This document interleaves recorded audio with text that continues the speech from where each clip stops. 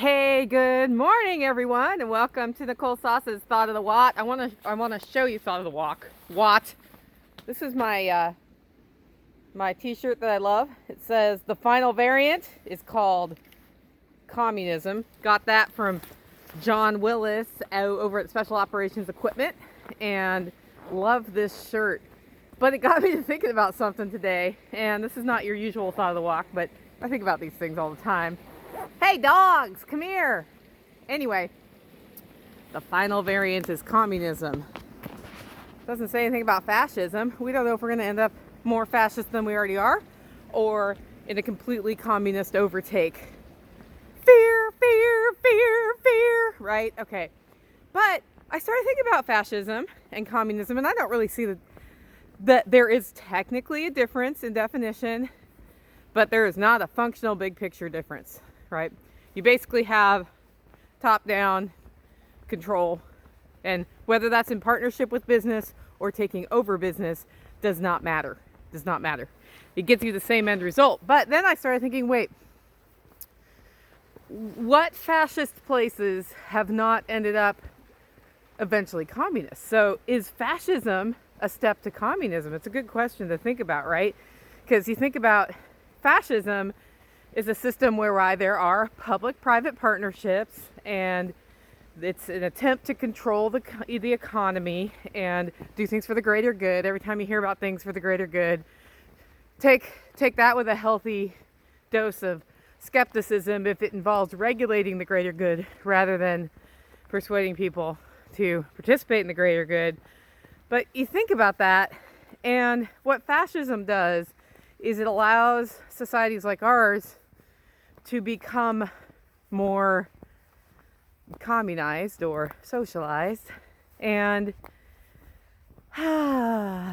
they still kind of function because there's still kind of a profit motive in there. Because under communism, profit motive goes away, and then Atlas shrugs, so to speak, to quote one of our novel writing friends. And you watch Atlas shrug all over the place. But if there's still kind of a profit motive in those businesses, then you end up with a system of socialized interactions where capital is taken from one place and spread around to another place without necessarily any labor or value brought by that other place or those other communities. And it still kind of works because it's not completely controlled, right, by various committees and agencies and all those things. But if you look at the U.S. system, we have been enacting fascist policies for many, many, many, many, many years. And we've ended up in a place where we've got one side railing against big government and the other side railing against big corporations. And guess what? They're the same damn thing. That's where we're at right now. They work together. That's how that works. And that's why it's such a impenetrable morass of what can I do about it. And the best thing I can think to do about something like that is form our own communities, trade with each other, and ignore them. And do our best to not need their services. And that means not need the government services. And that means not need the corporate services. And Amazon is one of those at this point. And a lot of us depend on Amazon to get those things we can't find anywhere else.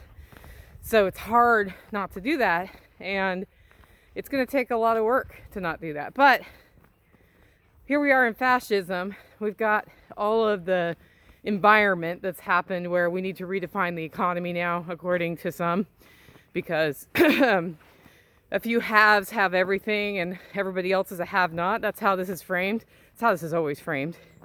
And then we're going to vilify one segment of the population to make an enemy against which there needs to be a solution. I need to call my dog. Chestnut, come here. Sissy. Yeah, they like to get to, it's like they can tell I'm recording these. And redefining our currency, redefining our financial systems, redefining how and, oh wow, I got a third dog on this walk.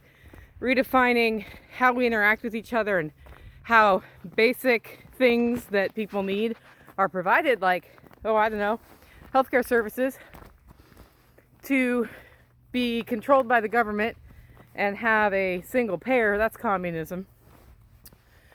There's a bit of public-private partnership fascism where you're forced to buy insurance from companies that are private, but you're forced to buy it, and they may force you more to buy it, and eventually that system's going to completely break down, which it's already starting to do, and then your only option is government insurance. That's the fix. That's how this works. Well, that's communism.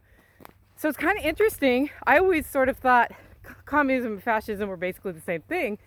Now I'm seeing fascism more as a step towards communism. And it can all be stopped. It may or may not happen. But think about other countries where there's fascism happening. Where did it end up? Or where is it ending up? Good question, right? That's my thought today. I'd love your input on where I'm going with that. Obviously, it's not super well formed because I'm on a walk trying to keep these dogs from running away. We'll be back in a couple days with another thought of the walk.